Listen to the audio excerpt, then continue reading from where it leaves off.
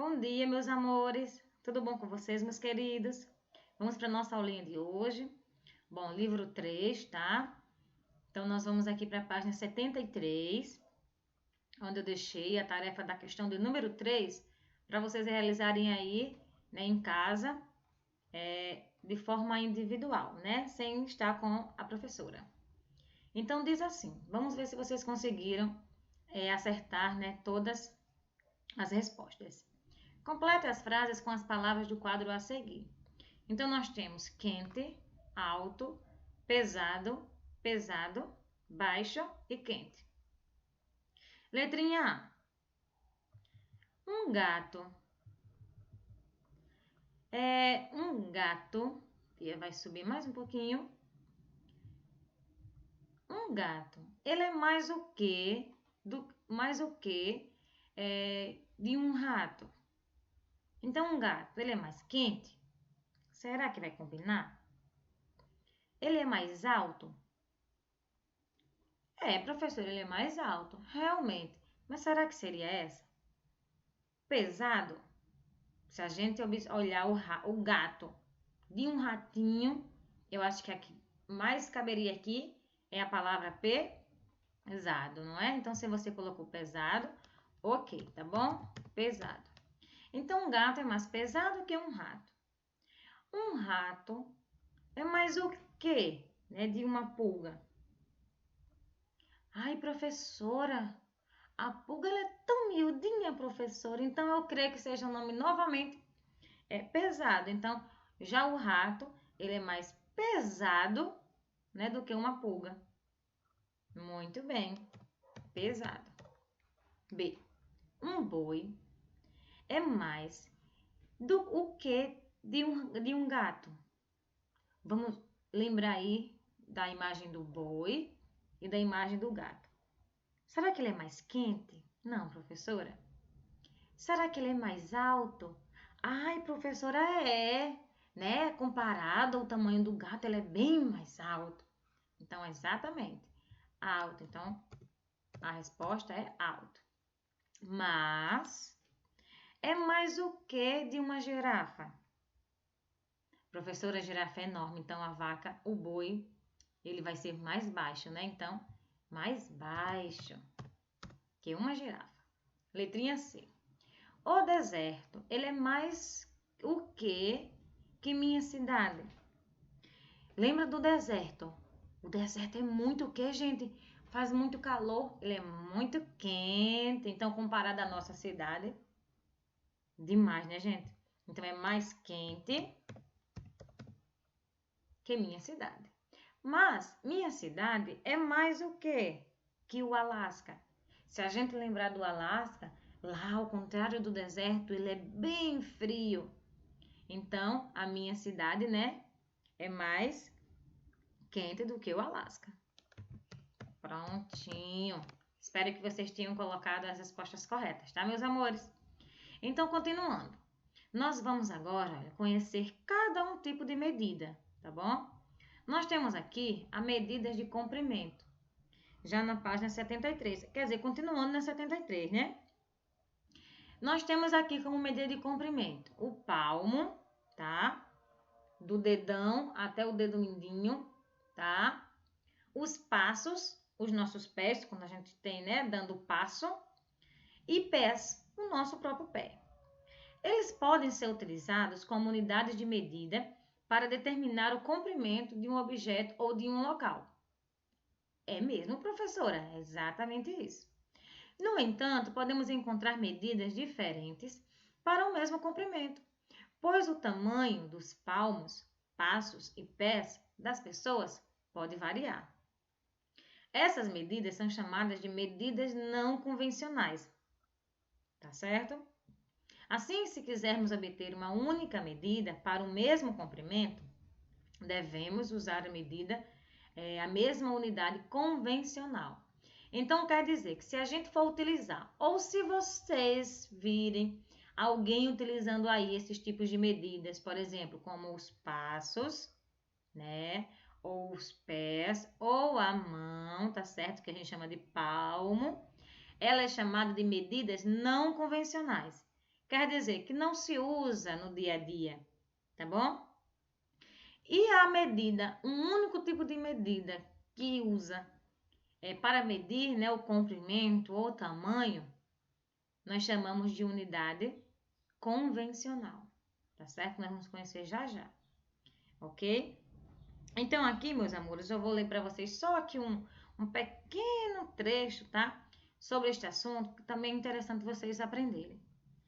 Quando o homem começou a construir habitações, quer dizer, as casas, e a desenvolver a agricultura, o plantio, né, de alimentos, como a macaxeira, a batata, o feijão, né, e outros tipos de alimentos, precisou criar meios de efetuar medições e começou a usar como referência parte do seu corpo.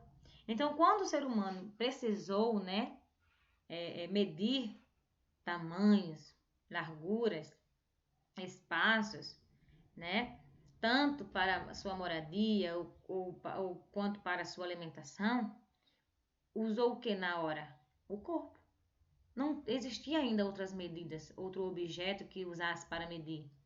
Então, surgindo assim as primeiras medidas do comprimento, que é a polegada, né, o palmo, o pé, a jarda, a braça e o passo.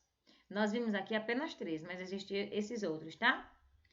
Algumas dessas medidas, a polegada, o pé e a jarda, continuam sendo empregadas até hoje, tá certo?